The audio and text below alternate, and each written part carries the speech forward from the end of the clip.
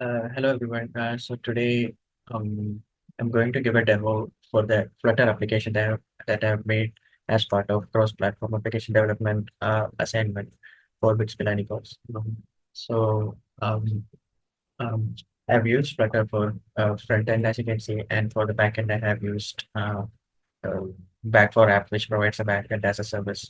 Uh, and so here, by default, the Back4App has a class called user, which I have used for identity management, for login registration and uh, user maintenance, that such purposes.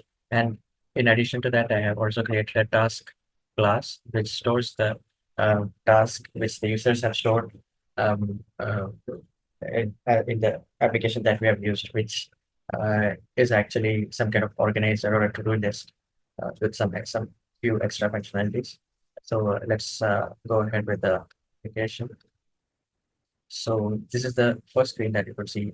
First of all, I have also enabled debug tool for the parts so that we could see um, the request that is sent to the backend as well as the response that the backend is providing. So I enabled it so that we can get a clearer picture. So let's proceed. The name. So as you can see from the database, there are two users already registered in this. One is arjun@gmail.com and anim.s@gmail.com. Let me, and there are a few tasks for both of the users. So let me proceed with it. Arjun@gmail.com.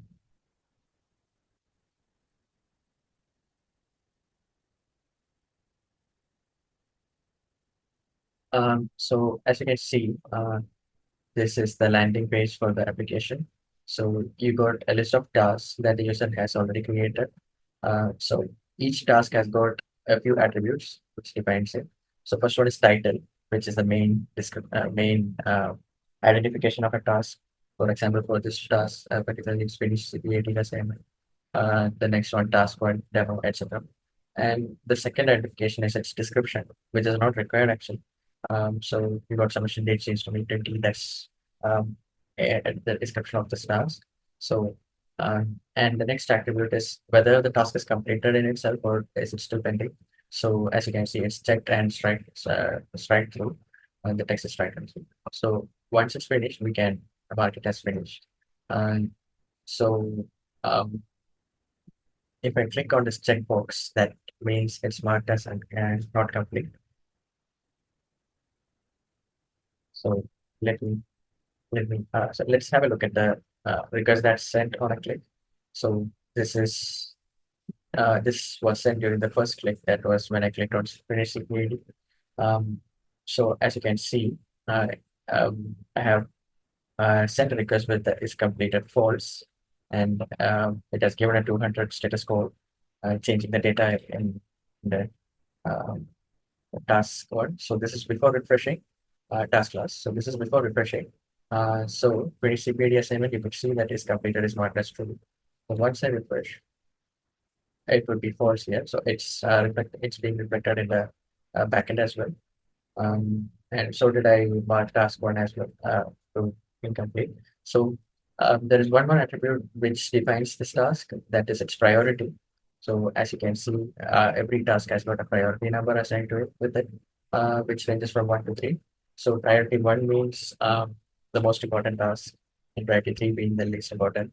So we always, the UI always fetches the priority um, based on this is a task based on the priority. So as you can see, the priority one tasks are marked with the brighter reddish color, so that it's um, clearly marked as more priority one, and is fetched on top of every other one.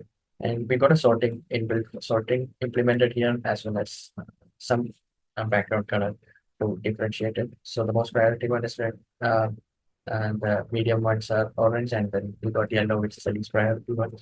And then we got a search feature, uh, which can be used to search for a particular task in case we have a huge list. So suppose I'm typing demo. So every task which has got a demo inside it, which contains a word called demo inside it, would be retrieved. So as you can see, these three are the ones. So that's one of the features for the search. Then we have got so as you can guess, this is for the edit button for the task, and this is for the delete button. For example, this task one, priority one, uh, I'll give something meaningful, change it to something meaningful. So I'm editing it, um, and I'll make something like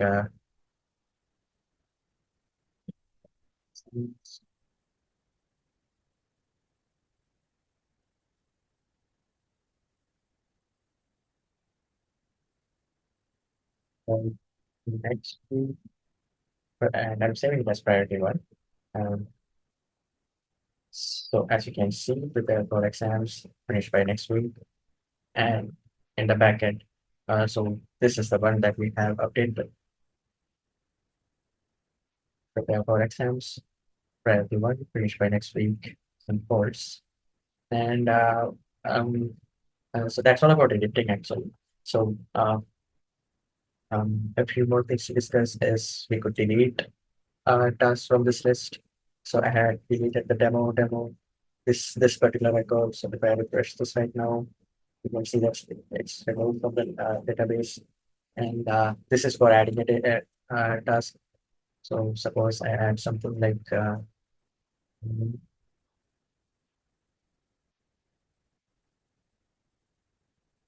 and a task description, something like um,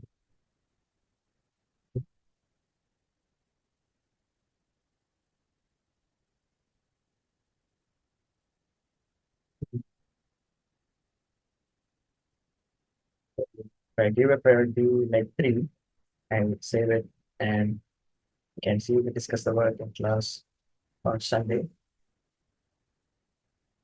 Discuss the work in class for not completed priority three on Sunday, created by me at Sunday May. And suppose if I want to change the priority of it, suppose to one.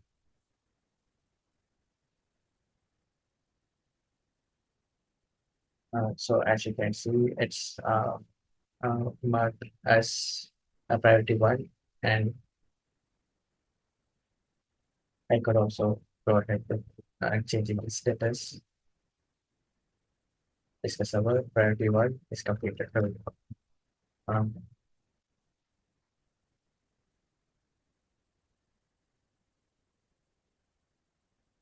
so that's it basically. So we,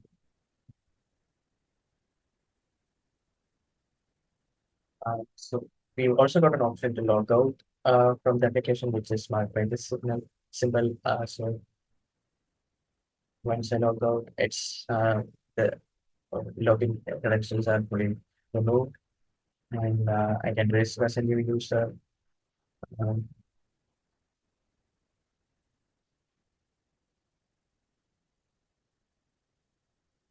we can go to PM and 3751, we can go to PM 3751 at 3.6.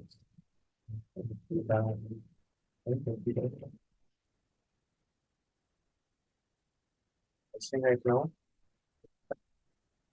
So we can go to PM and 3751.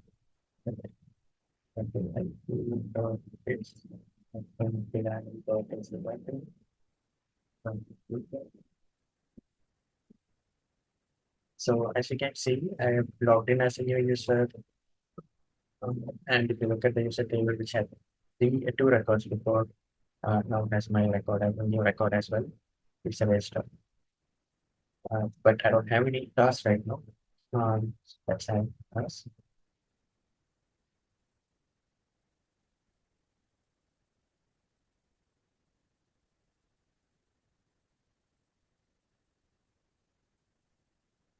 Tasks that were not required.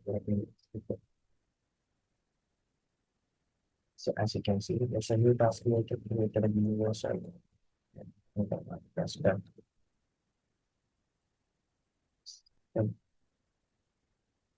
It's completed to create a new user.